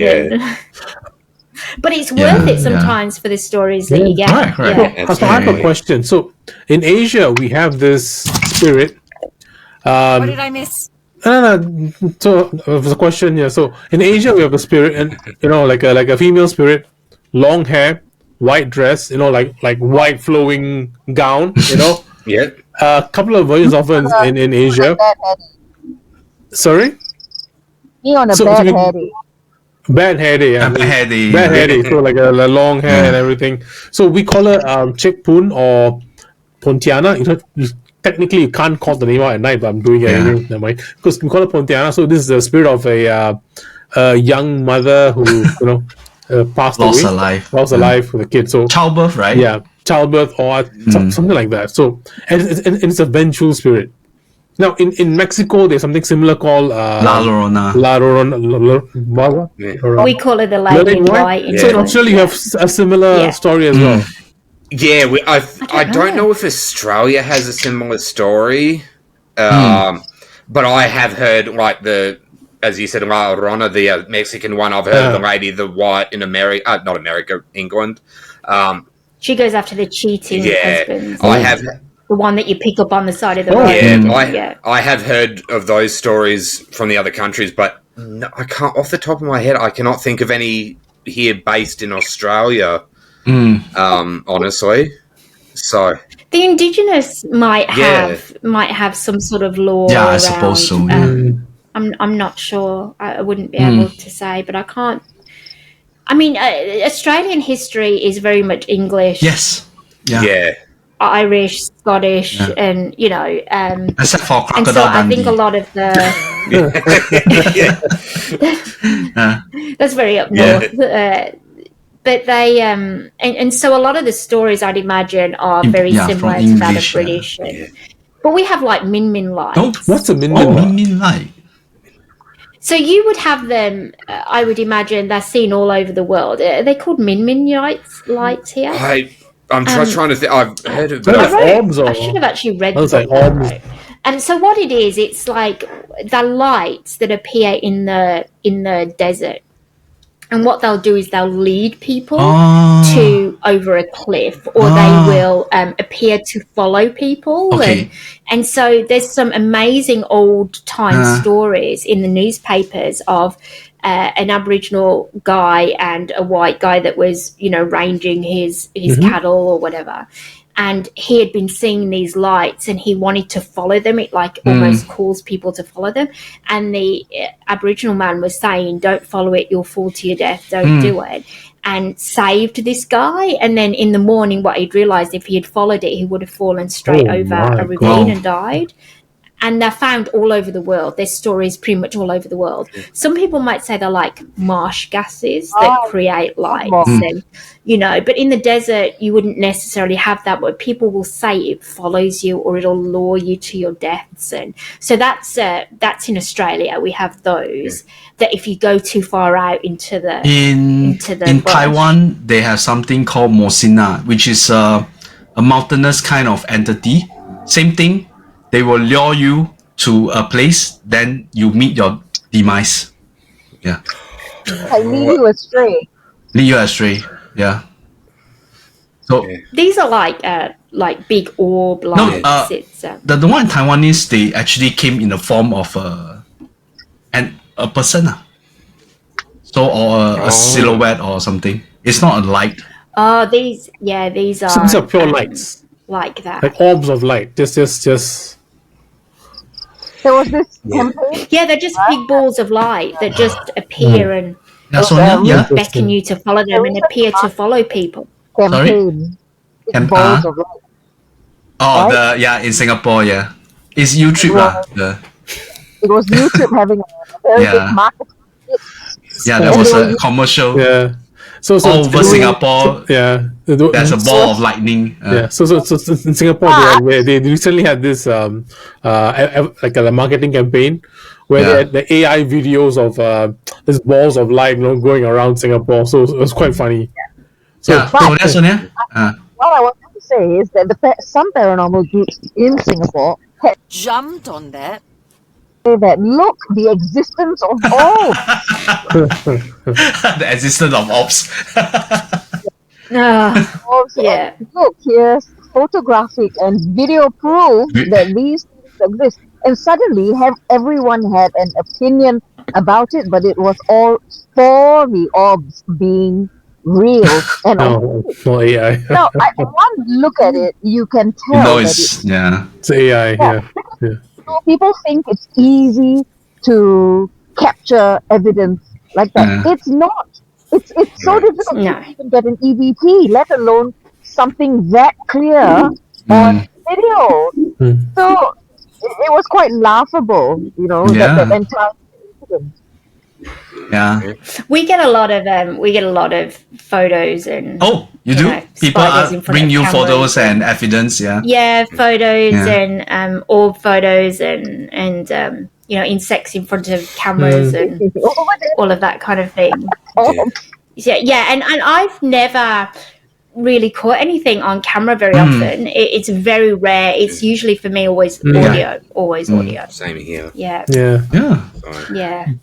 I'd love to. I mean, I've seen it with my own eyes. We've had quite a few crazy experiences in the last year, 18 months. Right. But you can't tell people that, You can say, I saw this figure the other day just walk past, or I saw Mildred standing in the doorway with a big hat on. I didn't know that, there's a but you might now, you said it. But, I actually have this image of her standing in the doorway, and that's why it came to my mind that please don't. Can you say again? We can't hear you just now. One more time. No, I was saying that you're in safe company when you say things like that, because we've all had our own crazy experiences. The things that we've seen sometimes cannot be repeated because people think you're crazy. And but we've all seen different. I think we got called delusional on the radio, didn't we, by somebody? Remember when we did our radio thing and somebody phoned in and said these people are delusional, and we hadn't even said anything particularly delusional. Other than we sometimes hear. I think some people just debunk for the sake of debunking. Yeah. Particularly non-believers, it's normal. It's like a lot of time we're asking, if you don't believe what we say, why are you tuning into our show when we are, particularly we are a paranormal? Why take the time to message my page? But please do hate watch us. We love it. Thank you for the views. Yes. and send us a lot of comments. We really love it. Thank you so much. Yeah. It helps with the algorithm. Okay. Yeah, It doesn't and for us, so we're please completely don't, normal. you know, The we don't- voices in the voices in my head say I'm completely normal. So you know. I think you're completely normal. I do find your room particularly too white for my liking. Yeah, it's a case of we haven't really. This is our office, and we've got nothing to hang up on that wall. And I'm just like, this. Sorry, And it's is, just like- is the door lock outside the door, or is it in the door? Is it in the room? Or That's the door there, and it's just to keep the partner out, you know. And then is I'm the actually lock on the surprised. outside? Is the lock on the outside, or Unfortunately, the lock doesn't work. But honestly, so from where I'm sitting, there's a window out the back just here, so I'm facing the window. And knowing what my partner's like, she loves being cheeky, and she loves giving me a hard time. And she knows that we're doing this. I've fully expected her to come and walk and just stand at the window and just kind of look at the window at me. So, but she hasn't. Thankfully, I was good enough. She likes the video games, so I've just given her snacks, given her some food, and sit in front of the TV playing video games. That's what I need in my life, right I'm just there. like, here's your food, here's your video games. Give me an hour and a half, and then I'll be all yours again. Yeah. sounds awesome though. So we, Suzanne? Yeah, Suzanne? I forgot what I was going to say now. So we got called out on national radio about being crazy and Oh, sorry. She actually just did it. He's actually standing there. And that's why I was going to say that. that was not paranormal. I was just saying that she obviously heard me, and I looked maybe up, you and I've should- just seen this ghostly face in the window, and I was like, oh shit. Maybe you should invest on the blind or something. Yeah, actually, good point. I'm just going to close the blind there now. She can't see me. Right, okay, You're gonna pay for that guys, I later. think we're closing in to the end of the show, but maybe you want to ask one last question to us, general question with regards maybe to how we do paranormal investigation or what? Oh, I had one question. It's not about Sure. how doing it, but it was a case of like in experiences. This could be open to anyone. Do you find that certain locations are more haunted than others? Like, say, a hospital or a temple, or maybe an old prison? Hospital is... So wherever Okay. there's death, or very unfortunate death or violent death, the energy is much more intense. Yeah, Yes. yeah. We Much more tend to intense, find that as well as anything that has either a lot of death or, as you say, violent death. We tend to find the same thing. There seems to be a larger concentration there as well. You know. In Singapore, the one of the haunt for this enthusiast of the supernatural kind is to this place called Old Changi Hospital. So when you were talking about Sunset Hospital, about going up and going down, that I think this is the structure is the same. It's an old colonial time structure, and don't know what they have during World War. They actually keep prisoners there or something. I can't remember the full story. Prisoners of Something war. like that. Yeah. So there was another hospital, Adventura Hospital. Yeah. Alexandra, Sorry, Sonia? the Alexandra Hospital, and I Yeah. know a little bit more about this hospital because I was born there. No wonder it's haunted. That's Now- fine. now That's we fine. know why, That's fine. Yeah. The thing- But the Japanese had come in and murdered everyone, including the patients, doctors, and nurses. Yeah. Yeah. Yeah. So a lot of So in this part of the world, Southeast Asia, Malaysia, and Singapore, a lot of the atrocities were committed in World War II by the Japanese. World War II. Yeah, Yes. they came in and they slaughtered everyone. Yeah. So a lot of the massacres, a lot of the killings were linked to this. Yeah. That's why I go there and kill them also with my spending. And that's in such recent history as Yeah. well. That's Yeah, like that's not too long modern. ago. But Singapore is so young a nation. We don't have so much of a history to begin with. We were founded by English also, Sir Stamford Raffles, back in 1819. Yeah. But even before the British got here, we were never a sleeping village. We were already a Driving hub. hub within the It's just that it's within this region, there wasn't a lot of international trade. So Yeah. remember what I always say whenever I bring these guys out for a walk and I talk about the British history in our Singapore. Yes, they brought us a lot of, they taught us legislation, gave us infrastructure, and they want us, unfortunately, to believe that we owe them everything. And them, I mean the British at that time.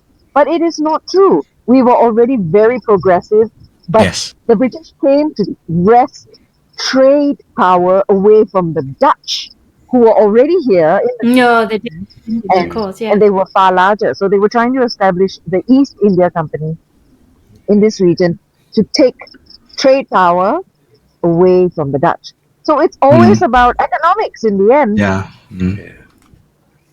So, yeah. It's amazing, isn't it? So a lot of our haunting is a bit more, we're not talking about 200 years ago, it's a bit more recent. Yeah. So, yeah, maybe more contemporary. Although there are things on this land that from it's before way way before as well. So that hundreds of years old. We have a lot of land guardians. We have, or what we call land guardians, that aren't human spirits, but are connected to that. I believe everywhere there is.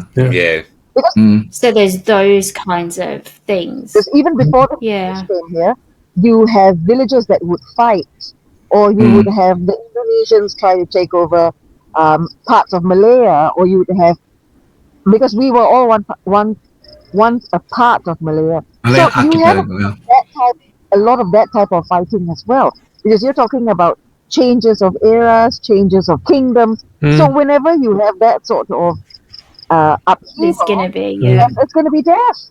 And so it's not just the Japanese. Older massacres as well. But,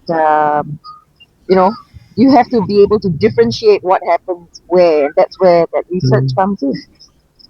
And on top of that, one more thing. And on top of all that, add the layer of spirituality.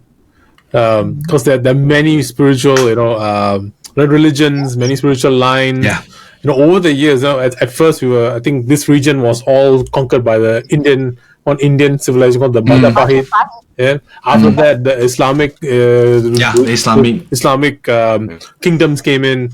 And you can see how many religions, how many different spiritual followings there are. So all these are also a factor. The Chinese brought their own belief. Our black magic, our curse from ancient China. Then nowadays we also have Thai black magic at play. So we are one layer of things. We are what we call. We Singapore we have a dish called rojak. Rojak means you put everything together, you mix it, you call it a dish. We are like a rojak.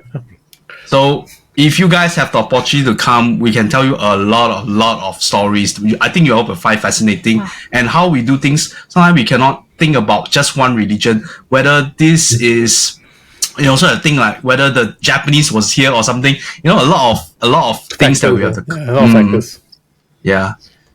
I suppose for us it's kind of like just obviously we've got colonialism, but obviously our indigenous cultures here, there's so much of a diversity within the language groups and the culture within those groups, and they're all very different as well. And obviously, we've got their history goes back thousands of years. That's fascinating. We want to hear more of that. Hopefully, y'all can gather more stories in the near future. It would need to be somebody that knows a lot more about it than we do, because we would not want to not to spill any kind of false information. Jack. Oh no, I was going to just in agreement, because we could go and research, but it's one of those things you don't know whether what you're reading is actually 100% accurate. We don't want to we don't want to come here and say, oh yeah, X, Y, and Z, when they're just like, no, it's actually A, B, and C. I think sometimes even things we read online nowadays, you got AI videos. AI can create a lot of false information as well. So be cautious of what you read. Be cautious of what you watch online with paranormal investigation. So I think we are at the end of the show. We would really like to thank Suzanne and Jack for joining us for this special interview. I think our audience really appreciate. Thank you so much. Thank you for having us. So before we go, you guys have something happening during Halloween for your group? Yes. There's two things. There's the Global Ghost Hunt, which is going to be So that's a global ghost hunt event. It is, I think, over 10 days. Yes, is it? about 10 days. It's already going. Every day there's going to be a new team from a different country that's investigating a location. This is raw footage, so there is no editing. There is nothing. Okay. It's just 90 minutes, and we represented Australia this year. So we will be aired on Monday. 7:30 our time in the morning. Where can we watch, so you can go catch this transmission? So you can do it on the Global Ghost Hunt Facebook page, their YouTube page, and also I think their the website. So just put in Global Ghost Hunt and it will come up. And it is amazing teams, raw footage, amazing locations, and you'll get to see what really happens. But we will be aired. We really stepped out of our comfort zone with that because we don't film, and so we did York Town Hall, which was one of the oldest inland towns in Western Australia, and it was really interesting. So we're coming up with that on Monday, and then we've got 2 events at sunset for Halloween where we're doing our Frights and Bites night. Frights and Bites. So, I like that. I like that. Bites. So we've got so it's going to be a paranormal investigation night, but there's also going to be food put on the ground. You got me. So we're very excited about that. They're booked out, those 2 tours, so we're excited. Hopefully catch some more shadow figures. Nice. Yeah.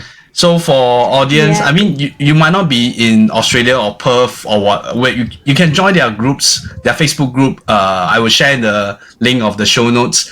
Yeah, so they have a lot. I caught one of their live session. It was a hospital, I think one of those days. Then during the transmission, it was a Facebook live. Suzanne was with, I don't think Jack was there. It was hospital where you put all the light up bulb, the balls on the ground. The cat balls. So, is something like that? I'm not sure, but it wasn't too cat long. It's balls, about an hour kind of recording. So you guys do EVP as well. But I could swear because I was I was in the midst of showering. I was just catching. Then I caught a lady figure. No? That is none of your participants. I tried to rewind. Oh yeah, maybe not in the shower. Not in the shower. In the video. All right. In the dark crevices of that place, of the hospital. I tried to tell you guys. Then I tried to rewind. I cannot see that anymore. And that was at the point one of your participants heard something. Ooh. Yeah, so that was at Bedfordale Community Centre. So I was actually with another team up there, and we did the Facebook Live, which was for over an hour. And that's right, because I didn't catch it at the time on the thing. Yeah. And when I went back to have a look, I couldn't find it. But I do know what you're talking about, because I remember looking at the thing afterwards. I could have swear it's not one of your members. It could well be. It's so vivid, but I rewind back, I could not find it. So, this another... I'll have to rewatch it. You guys can join. They do have some Facebook Live popping up once and twice. Yeah, so any other social media platform you all want to share for the groups or yourself? No, we're not really. we do have... We're the most boring people on the planet. We don't even keep up with our own social media. Plug your stuff, come on. I mean, we do have a YouTube channel by the same name. We haven't uploaded much on there, but one thing I'm kind of in the plans is just as a little funny end of year thing that I'm thinking of putting together is almost a behind the scenes blooper reel of funny little moments that have happened. Yes. Because there's been a couple of moments where my partner's made... You'll see me scream. Yeah, where Susan screamed where my partner's made silly things, I've said silly stuff, and it's just like a little light-hearted end-of-year thing I'm thinking of putting together, and it's this audio of another member making funny noises because she had a fly into her mouth and she's going like that, But there are some really cool videos if people are interested in places like Gnagara. If you go to our Facebook page, you will see videos there that actually captures a lot of the EVPs that I've managed to put together. I'm not a very good social media person. And you have a kid, so I don't think you have much time to... Yeah. No, I've got a 3-year-old, exactly. Right. So there are some really cool videos up there of some various places that we've done. And there's one on there of a place where we know that there's a doctor, and then there's a woman on EVP that says, ask him about the sleeping pills. We didn't get that until after we left, so we don't know what that's about. But you'll see all sorts of interesting things on that. Yeah. Love it. We just love the work that we do. We love the work that you guys do. We are absolutely going to plan to come to Singapore. Yes, likewise. I want to go to Perth. I mean, the grandmaster of the Lights Out Ghost Stories is in Perth right now. So so we would want to go one of these days. He sponsored lah, of course. And I'll drag him down. So, if audience, you really like this session we have with Suzanne and Jack, and you want us to chat up again, please click a like and subscribe to the channel, of course. And we will do one of these in the near future. But in the meantime, please join the Perth Paranormal Agency and see what they do. Thank you so much. So happy Halloween in advance. Maybe happy Thanksgiving, happy Christmas. Although it's hot during Christmas for you guys, I suppose. Same for us. It is. I hide in the air conditioning. Same for us. Same for us. So we fry. Yeah, I think like last Christmas, that was. I look like a tomato. Yeah, I think it was last year. Last year was actually mild, but the year before it got for really hot. 41. Yeah, 42. it was about that's it. And 45 for any Americans out there, that's Celsius. It's not nearly Fahrenheit. freezing. We don't do Fahrenheit. So for Americans, that's closer to about 110, 115. That's ridiculous. Roughly that. Wow. That's crazy. Yeah. So every time we end our show, we have a tagline. So mine is, don't be square, get out there. And this time, get out to Perth and join Jack and Suzanne. Sarah? Okay, so normally I say that the truth is out there. But honestly, I'm a bit freaked out by KK watching videos in his shower. That kind of freaks me out. So, the truth is still out there. Okay, Cici, do you have your mic? Yeah. I'm a man with a few words. Out there, maybe I can see you. Yes, you can. Yeah, you can see him, but you can. Cici is an amazing guy. The next time we will have time, we will talk to you more about it. Okay, Sonia, let's end it off with everybody. Body. Well, here's my tag. Oh, go ahead. I'm the last person. Go ahead. Yeah, Suzanne. Oh, I was going to say that my tagline would be haunting history, so you don't have to. Oh, that's nice. Yeah, I like that one. I like that one. Yeah. Okay. Honestly, I can't even think of it. I don't have it. I'm not creative like that. I can't even think of anything off the top of my head, honestly. For Jack, you would probably be, if it bumps in the night, I'm already there with a recorder. Oh, yeah. Or something that, you or panic, something, something or like something that. to the effect I of, investigate, you if you see me running, run faster. All right, so let's end it all for all of us. Yeah. Good night, everybody. Bye.